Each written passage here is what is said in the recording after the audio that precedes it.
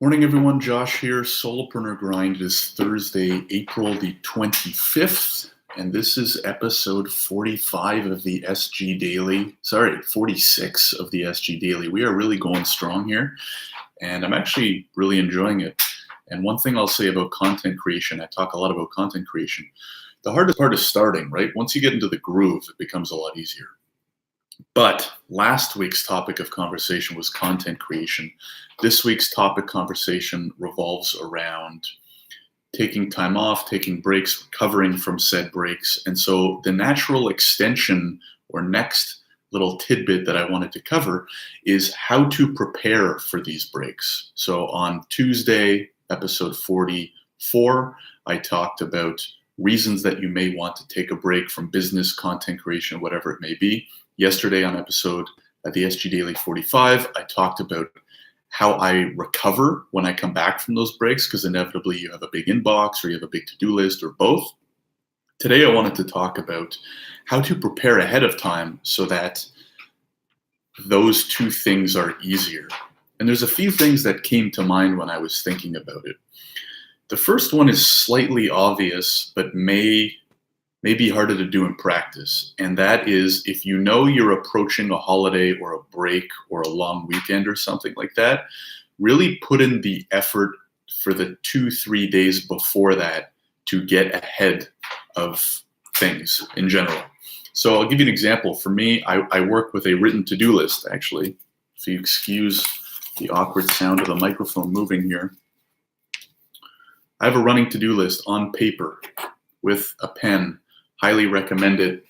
The reason why I like paper and pen over using like online stuff is it's easy. I can cross stuff out. I can rearrange it. I can order it.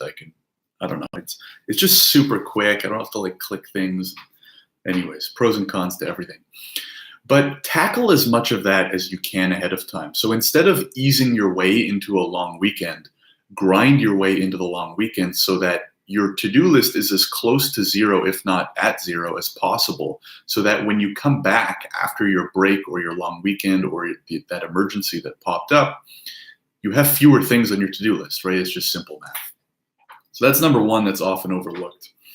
Number two is make use of especially if you deal with a lot of inbox issues, make use of the email autoresponder or I'm drawing a blank here for what it's called, but make use of, you know how you can set your email so that when people email you, they get an auto response, right? I think it's just called an autoresponder. Turn on your autoresponder for the break. And that's not actually going to reduce the amount of work, but it may reduce the amount of emails because someone won't email you more than once if they get an autoresponder message saying, hey, I'm out of town, or hey, I'm not checking email, or whatever. The other thing it really does that's important is it manages expectations. Right? So one reason why I get a little overwhelmed when I come back to a big email list is my first thought is, oh, all these people haven't heard from me in a few days, so I have to get back to them as soon as possible. Because for my business, I've always focused on quick communication in terms of response rates and response timing. I think it's super important in my line of work. And so if I know that their expectations have been managed from my email responder, it kind of takes a little bit of that stress away, right? So I'll give you an example. Let's say you're taking Monday, Tuesday off. You don't set an autoresponder, and a client messages you on Friday afternoon, or a client messages you on Monday morning, or Sunday even. If you don't get back to and you don't have your responder on, and you don't get back till Wednesday, but you're playing catch up on Wednesday, so you may not even respond to them till Thursday. So now you have a 3 or 4 day gap where you haven't responded to them. They might think you're lazy. They might think you fell off the edge of the earth, whatever. But if you had an autoresponder just saying, hey, I'm taking off Monday and Tuesday, expect to hear from me later in the week as I get back and catch up or something like that. That's not going to necessarily make you have less work, but it's going to set the expectations. So now the client or potential client or employee or whoever knows not to expect anything from you until the end of the week. And then you can say, at the bottom, if it's an emergency, call me or whatever. So there's that, which I think is really important. It's almost more important for just yourself, for just kind of being able to say, okay, it's under control. I've managed expectations. And the last tip I'll go over, again, these are kind of email focused because so I do immigration law, and a lot of the work is back and forth by email with clients, right? I need them to send me documents. I have to ask them questions. I have follow-ups. They have follow-ups, this, that, and the other. So a lot of these are kind of email centric, but can probably be applied to other platforms. So the last tip I'll say, again, relating to email is, and it took me a while to learn this, which is kind of embarrassing because it's so simple, is similar to an autoresponder. You can just send an email that says, hey, I've seen your email and I'll get back to you in X days, right? So same example, you take a vacation Monday and Tuesday, maybe you don't set your autoresponder on, you forget, or it's an emergency, so you didn't plan for it. You come back Wednesday, you have 35 emails, and some of them are urgent and some of them aren't, but you can't get to all of them.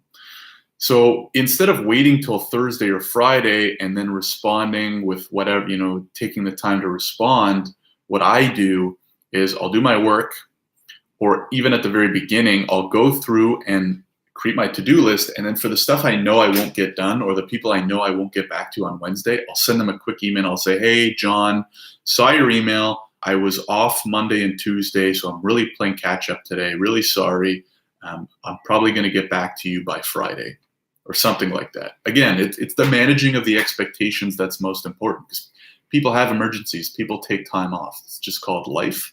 But if the other person doesn't know that, they're going to be more frustrated. You're going to be more anxious, and it's just going to be a vicious cycle. So those are my top 3 tips. Number 1, work your ass off a day or 2 before a break or a vacation or an emergency or something. If you see it coming, like if you know you have to travel, maybe family member's sick, if you know you have to travel tomorrow, like work hard today. Number 2, set your autoresponder for email or any other platform if possible. Let's say you use Instagram a lot. You can even put a post up that's like, on holiday, or put up a story on holiday till Wednesday, whatever. Number 3, send quick emails if you can't get back to people, telling them when you will get back to people. They really appreciate it. I've done this a lot. People appreciate it because a lot of people don't do it. That's it for Thursday. Hope you enjoyed. Make sure to like the video. If you are watching on YouTube, make sure to subscribe to the YouTube or the podcast. If you haven't already, it helps more than you think. Hope you're having a good week, and I will talk to you tomorrow on Friday.